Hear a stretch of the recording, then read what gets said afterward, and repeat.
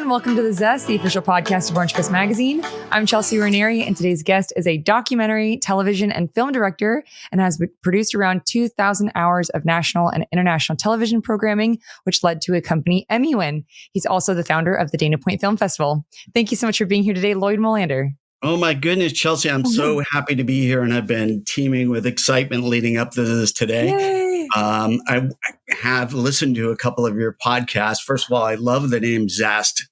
Second of all, thank you. Two things that I've noticed. One, you love food, Yes. health, the ocean, and retro. You like retro music, I heard as well. So since I'm retro, we could talk about that. Yeah. Awesome. You're actually the first person that I've had on who's listened to it. So I really appreciate that. Oh, you have plenty of listeners. Yeah, thank you. Yeah. So I know that you grew up in South Orange County, but did you grow up in Dana Point specifically? Yeah, well, I'll go into this very quickly. I was born in San Jose in the Silicon Valley. My dad was an IBMer. We moved down to Burbank, where I was introduced to television and film and had family in that industry. And then was lucky enough to move down to what was called South Laguna in 1972, which is now called Laguna Niguel, and went to finished elementary, junior high school, and beginning even college in that area. Yes. Oh, wow. Where'd you go to college?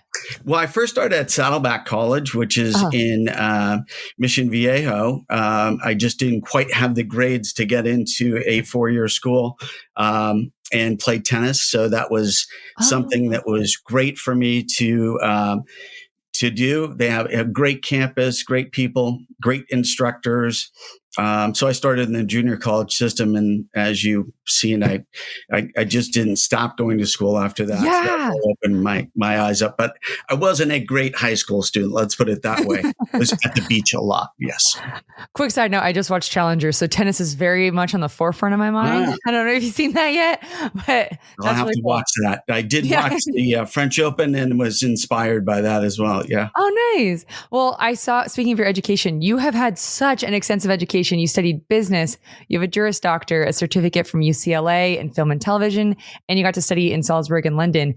Tell me about your journey of finding your current path through education. Oh my goodness. And I'll try to make this as interesting for the viewer as possible. But, having that lifestyle of growing up in the Dana Point area and Laguna Niguel, we're constantly outside. So there was surf, skate, snowboard, FMX, BMX, all of those things were going on. And I partook in all of them. I was that kid that emptied our pool out to go pool skating, invite people over, had many punk rock bands at the house, and so cool. Grew up in the 70s. So it was quite a different time, but it was a fun time in Laguna. And I really wanted to move my career forward, parlaying what I love, which was film and action sports. So I just tried to put that all together to have a career. Yeah. Wow. And was that how the Extreme Sports channel was found? Exactly. And there were many steps along the way. And first, I'll back up because I wouldn't be here without standing on the shoulders of very strong women, including my mom, who recently passed away. And but it's that foresight to bring me into a community that was so active and a community that helped me flourish. I was obviously very hyperactive, and I had ADD and all those things, and, was recognized, dealt with, and being out in the outdoors really helped with all of that and helped me focus in. And finally, I went from high school of not doing so great to figuring out what was important and focusing, and was able to then just keep going to school. So yeah, parlaying that whole school with what I love to do is how I started the Extreme Sports Channel. Wow. So did you find it, or did you create that when you were in school? When I came out of school, I worked for a defense contractor. General Dynamics was a huge company, and I was working so hard, and I said, I could start my own company and do something I really like. And I met a gentleman named Don Durbin who had a show called Planet X. And we put that on what's now Fox Sports Channel. We followed the ASP tour, which is was a professional surf tour around the world. And we did shows around surfing. And that led to meeting other people. And then creating enough content to be able to, hey, let's start a channel. So that was something that I did with partners. Nothing I've done is by myself. It's all, with partners. And so Alistair Gosling, who was the CEO of the Extreme Sports Channel, and I was the co-founder, we put that channel into 65 countries around the world. Wow. And we're able to sell it to Liberty Media and then continue to produce film and TV, and that's what the journey so far. Yeah. Wow, that sounds like such a dream job, especially right out of college too. Wait a minute, you have the dream job. You do. Thank you. Team it. Come on. So, how did you first get into film? Because I looked at your IMDb page and there's 80 film titles, which is amazing. What was the first film that you worked on? How'd you get into it? Well, the first thing is is action sports. I traveled around. We were able to get stuff on television, and I did far more TV than I did film. Although I love film and I love documentaries. So then I started to work on some indie films. I tried to do one a year. It didn't happen, but that's my goal, is to continue to try to do at least one documentary or one feature film a year. Recently I've produced a film. I don't know if you know who Matt Rife is, the comedian. But we did a film called Don't Suck with Raja Collins being the director, and Raja and I had worked together for a long time. So, it's an eclectic career, to say the least, because I have the action sports side, and then I have this desire, and it gives me passion to, produce film. And then documentaries are all about, trying to make some kind of impact or social change. And so that's really near and dear to me too, is creating documentaries that you look at documentaries as impact rather than profit, right? With a for-profit company, you're always looking at, what is our return on investment? And with a documentary that has some kind of cause to it, for example, I did one called "Do You Dream in Color?" And we followed blind high school students around for 3 years and tried to show that and normalize and make people feel comfortable with being around blind people. Yeah. And that one was the most meaningful to me of all the stuff that I've done so far. So, I was going to ask, sorry, go on. Go ahead. Oh, I was going to ask if there was 3 films that you wanted listeners to watch of yours, which would it be? So that one, I'm assuming, is one of them. Yeah. Do You Dream in Color is great. The spookiest is The 6 Degrees of Helter, Skelter. And we did a documentary about Charles Manson, and we followed in his footsteps. So, you look at the two and they're very, very different. But, in this brain of mine, there's a lot going on. So, I try to get involved with things that I'm passionate about, want to learn more about. So I'd say those two, and go see Don't Suck. But that's a good movie with Jamie Kennedy and Matt Rife. Yeah. Oh, very cool. The Charles Manson aspect, I listen to so much true crime podcasts and movies and stuff like that. What is the Charles Manson one about? That is just walking in his footsteps. And we went to every location that he was at and interviewed people. We didn't interview him, but we really got into the story of, what happened the day of, what were the details. And the precursor to that documentary we did was Dearly Departed. And Dearly Departed, there are 2 documentaries on the tragical history of Hollywood. And we did that with Scott Michaels, who owns Dearly Departed Tours in Hollywood. And it just fascinated me, because I've got the beach side, the action sports. And then, I was approached by my producing partner, Mike Dorsey, who's just a lovely guy. And he said, let's do this documentary on the tragical history of Hollywood. And I said, I don't know how that fits into this narrative of surf, skate, snowboard, but he convinced me, and he did such a great job directing that and captivating the audience that, there's just a real hunger for that kind of information. Yeah. So, I'm going to watch that one. That sounds really good. Most of your documentaries are, or most of the films that you've produced are centered on oceans. Is that right? I think most of them are around oceans. Yes. I mean, if you had to total up the things that I've done, it's, surf is a big part of that. Uh-huh. My other documentary, the third one I would have you watch, is called Rising Tides.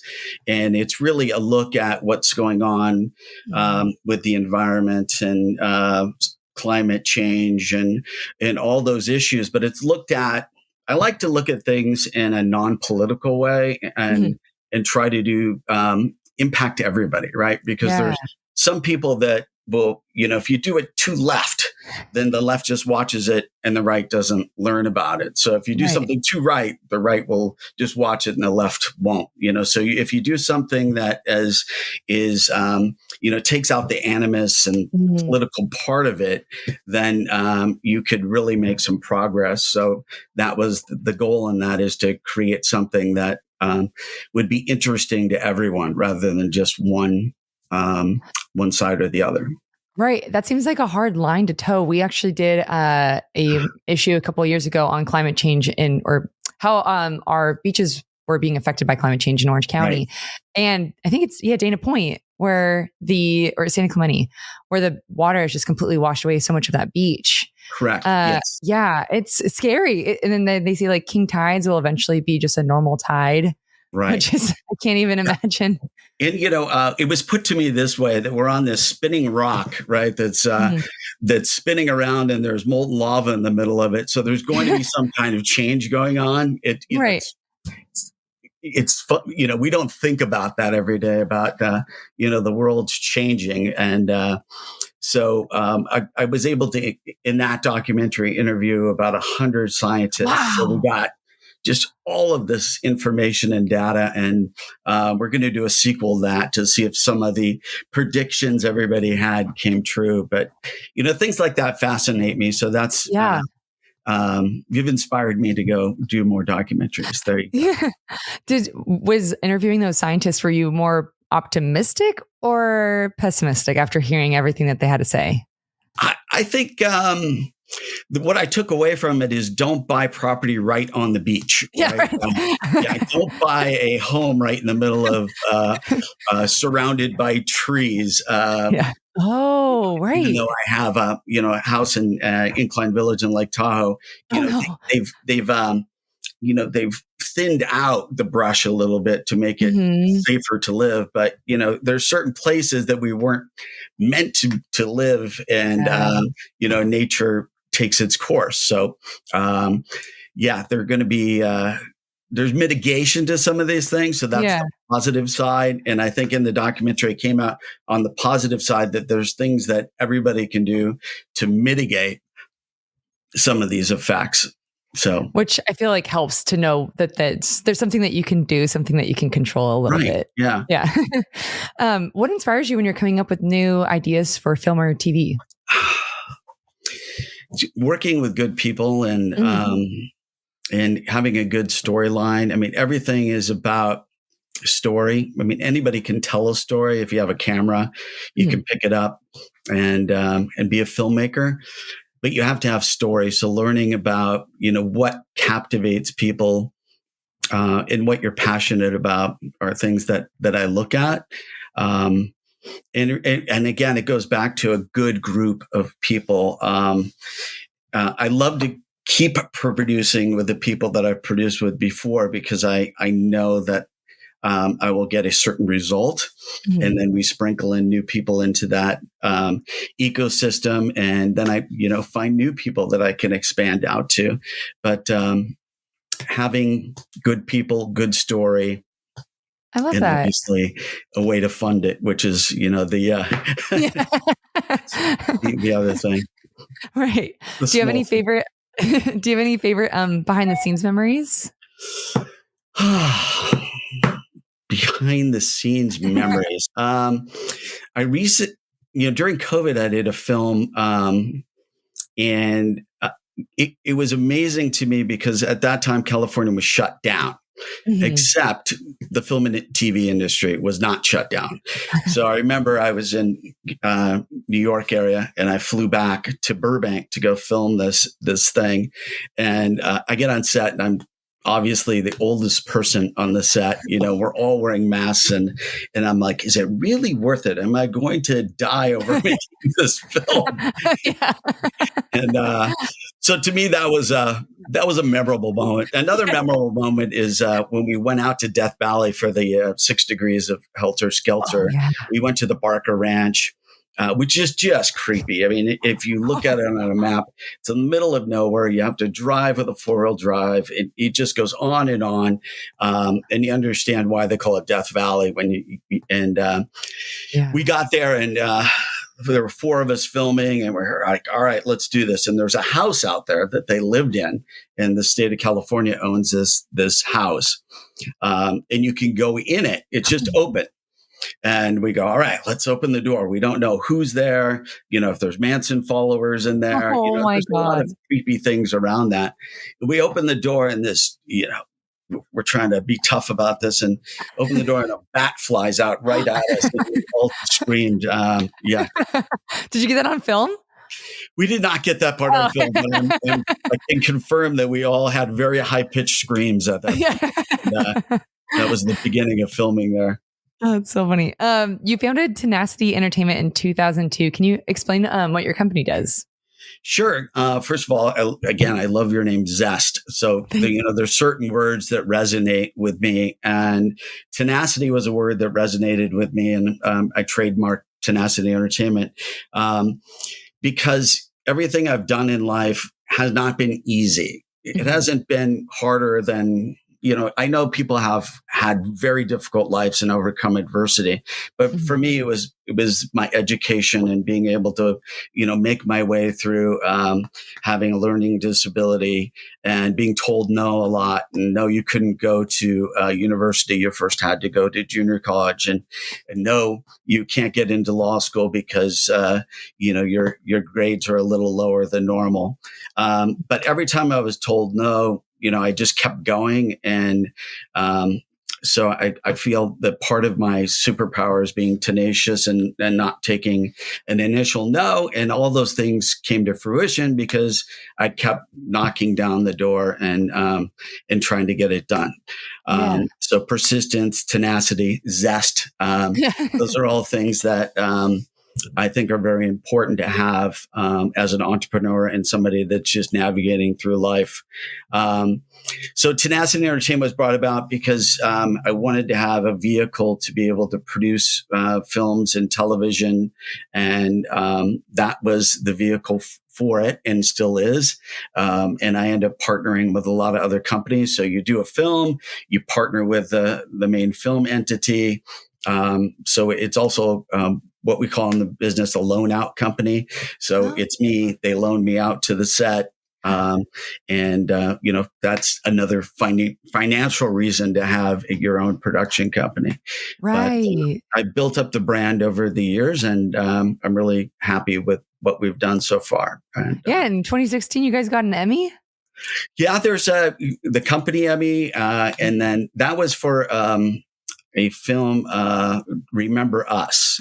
And that's another documentary. Well, now I'm at 4, so I'm recommending 4. But that's a film about the Hungarian Holocaust and the survivors, and how children were hidden amongst Germans and Swiss and so forth. To pretend like they weren't Jewish so that they could survive and live. And we were able to interview these Holocaust survivors. Their parents suffered and died in the camps, but they survived this whole experience. And just hearing their resilient stories was something that changed my life. I think of a lot of things that we do in film and television. I'm very what they call an empath. I feel so much. that I take that on, and it stays with me. So I try to, look at everybody and understand that, maybe their journey isn't as easy as others, and hear them out. Maybe they're just having a bad day, right? Yeah. So I learned a lot from these interviews from these strong people. That sounds like an incredible story, and also one that I have not learned before. So I definitely would love to watch that documentary. It sounds incredible. Thank you. Yeah. Yeah. That was one of those that you make an impact over rather than profit, for sure. Yeah. Those are the ones that really mean so much to me, is when you can touch somebody and they get to see something new and learn something new. So that's important. Definitely. So you came up with the idea for the Dana Point Film Festival. How did that come to you? Because it's such an awesome. Here we go. Transition. So the Dana Point Film Festival, I thought about it for years. Being a graduate of Dana Hills High School, and Dana Brown of Bruce Brown Films went to Dana Hills. Mike Foster, who owns Killer Dana, went to Dana Hills, and there's this entity down there of people. This community is just loves the ocean. I mean, they see it every day. Every time you see a dolphin or a whale go by, you smile. It makes you smile. So it does. So I was thinking about, again, how to parlay what I know, which is film and television, into doing something with the community, and getting community support for it. So I wanted to bring awareness to the oceans through conservation, preservation, education, and really just having fun too. So, if you said, what is the Dana Point Film Festival? We try to first provide entertainment and fun, and then that leads to an understanding and education of ocean issues, which there's so many of. So it's not a unique idea to start a film festival. It's something that I just felt was needed. I looked at Dana Point. It's the whale and dolphin capital of the world, yet they didn't have a film festival, and they didn't have one on the ocean. So I started to ask different stakeholders in town if they would support this, including the city of Dana Point, Katrina Foley, who's the supervisor of the Fifth District, who loves the oceans. And they all said, this is a great idea. Let's do it. We'll support you. And without that initial support of the city and the county, and then the community and the art ambassadors of Dana Point, Maria Elena Banks and others, it would not happen. Definitely. And what do you think the benefit of having this type of event for the community is? Well, I think the benefit for the community, and this community, by the way, has events almost every week. So they're a little spoiled, let's say. No, they're super lucky because Mike Killebrew, who's the city manager, and Kelly, the assistant manager, they just make sure that it's stacked with events. This community just gets out of it the ability to go down to the ocean, see films on the beach. And also we have other locations where we're showing, serious documentaries about the ocean, and then some really cool surf films. Because Dana Point is the epicenter of surfing. It's where the shaping world started. It's where the publishing world started for Surfer Magazine and all those things. So it just makes sense to have a film festival there. And this year was great. We had a really good time. I actually didn't know that's where shaping started and Surfer Magazine. That's awesome. Yeah. But so you guys offer a ton of free events as well. And this year you had one hosted by Volcom. How did that come about? Oh my goodness, they're a great partner. So we start off on Thursday nights and we have an opening party, and then Friday, what we wanted to do is bring in, one of the Southern California surf brands, iconic brand. And if you look at Volcom and you go to their website and read their mission statement, it just aligns so much with what we're trying to do. So Vulcan came in and they provided two great films, Psychic Migrations and oh my goodness, what was the second film? A Munch. And those films, the community was great. We had Chris Cote, who DJ'd, and Sunbender, the band, play. So it was just a really fun night of surf films on the beach. We had an epic sunset. And if you've ever been to Salt Creek, we do it on the slope there, the grass slope. We put up a giant screen with a stage, and the backdrop is the Pacific Ocean. And it's just, you can't beat it for a location. Yeah. I would say it's the best location for film, to screen film in the planet. It's just beautiful. Oh, wow. And last year you had the Endless Summer film for the anniversary? Yeah, last year we screened Endless Summer, and the actual anniversary is this year. And this is the 60th anniversary. Wow. And Endless Summer, Bruce Brown Films. Bruce Brown created Endless Summer with some other producers and directors, and it is just the iconic, epic film from Dana Point. The imagery of the iconic Endless Summer brand was shot right there at Salt Creek. Wow. So it just made sense to bring that all in. And I think next year we'll screen Endless Summer 2. Very cool. Yeah. This year we screened Step Into Liquid, which is Bruce Brown's son's film, and Dana Brown. So Dana Brown produced and directed that. And that was the following night. That was the Saturday night. And we had Common Sense play, Nick Hernandez and Common Sense. And that just brought everybody out. And then Sunday was this, we just keep going. So Sunday was Polynesian dancers, Hula Troop. And then we screened the movie Moana, which is a Disney classic. And that was really for the family. So we try to do something for everyone. And meanwhile, while all that's going on, we have other screens going of serious documentaries and other surf films. So we have over 40 hours of films that are screening, which takes a lot. I mean, it takes a lot of people to figure out what films are going to go in. And then we have to judge the films, have interaction with the filmmakers. And it's definitely worthwhile and to come down and see everything that's going on. Yeah. It's so funny you mentioned Step Into the Liquid.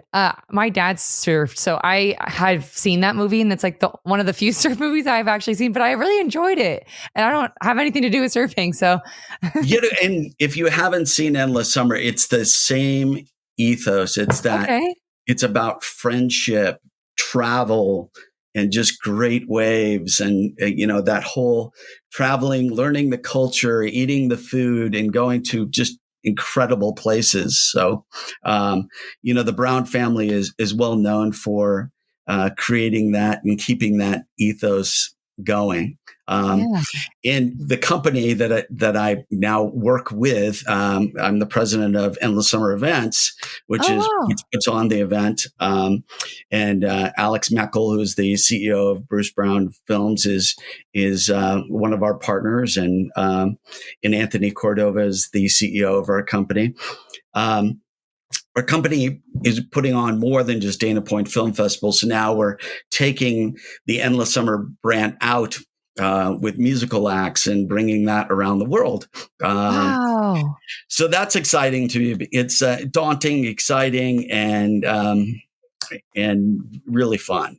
So that's is that happening this year? Inspiration of what's going on with us. Yeah. Yeah. Is that this year, or is that happening next year? Yeah, we are doing something during the Newport Beach Film Festival. We're doing something on the boardwalk in Santa Cruz.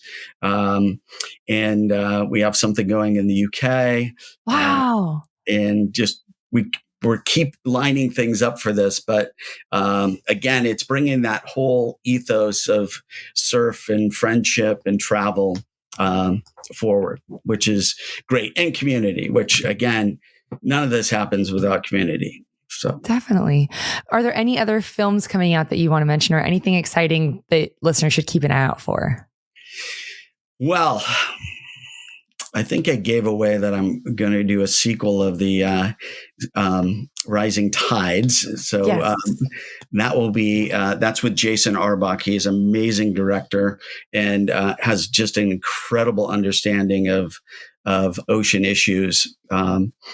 And we partnered with some great people. Like I said, over 100 scientists the first time. So we've got a lot of data and a lot of great people to help with that. So that's the big one. My other life is I'm a professor of business and entrepreneurship. So, there's a lot going on with that. That's what's going to take up my summer. I'm doing a pre-college high school entrepreneurship program at what's called Montclair State University, and teaching people how to be entrepreneurs. And wow. So that to me is exciting. Again, it's that for me personally, that you have to make money or to survive. I understand that, but the side of me that gets the most fulfillment are these documentaries and teaching are the things that really excite me. Wow. Well, that's like the perfect segue into my next question. We're coming to the end of our time, but before I let you go, I have 3 final questions for you that we call the Thoughtful 3. So, what advice would you give to someone who's interested in working in the film industry as an entrepreneur? As Nike says, just do it, I guess. You have a camera, you have, if you know story, you can just get into it. But there's many different facets of film and TV. I mean, you can get into the sound mixing part. You can get into lighting. Just be around film and TV. You don't necessarily have to have your first job be a director of film and TV, but just go on a set. Volunteer, learn, watch. I'm sure that you have interns that help with the podcast. I'm a podcast producer too, so you can get in and just figure out as you go along. You don't necessarily have to go to film school to be a filmmaker. Most filmmakers that I know, I would say half haven't, half had, and they're both great. So don't let things deter you from moving forward. Don't let those things that you don't control stop you from doing what you're doing. You'll figure it out. Just start. Yeah. Well, what's the podcast that you produced? Quick shout out. It's called Between the Lines. So in the beginning of the show, we talked about trying to be in the middle of things. So it was a talk show, a political talk show about being in the middle and looking at both sides of interesting. So that went on for a couple of years, and that was awesome. That was fun. Yeah. What have you learned in terms of how to navigate challenges? I think, first of all, realizing that there are going to be challenges, right? So not everything's perfect, but these challenges won't kill you. And right. So you have to you have to take that anxiety out of it and just move forward. If you don't know something, if something's unfamiliar to you, make it familiar and go research it, find out how you can do it. And sometimes you'll figure out that's not something worth doing. But other times, if you're passionate about it, you just will learn it, keep moving forward, and be tenacious about it and get it done. Definitely. And then lastly, at any point in your career, did you struggle with self-doubt? And if you have, how do you overcome it? Well, I think self-doubt is something that everybody has. You have to just realize that you're a great person, right? You have to give yourself a break. You're not always going to be perfect. But as long as you keep your integrity in what you're doing, you're going to get through it. So, that would be my advice is there are a lot of challenges out there. Don't let them deter you too much, right? Don't ruminate over them, have them go through your head over and over again. Just learn what you need to learn, find good people to work with. I think the other set of advice is if you're looking for a job or looking for a show to do, surround yourself with great people, and you're going to learn that there's cultures that you feel like you'll thrive in and ones that you don't. And the ones that you don't, find something else to do because you don't want to sacrifice your own values for a paycheck. Definitely. Well, thank you so much. This was so fun getting to talk with you. You have such an interesting and amazing career. Well, thank you very much. And I'm so proud of you for what you do. And again, I think you have the dream job. So thank you so much. thank you for having me. I really appreciate it. Of course.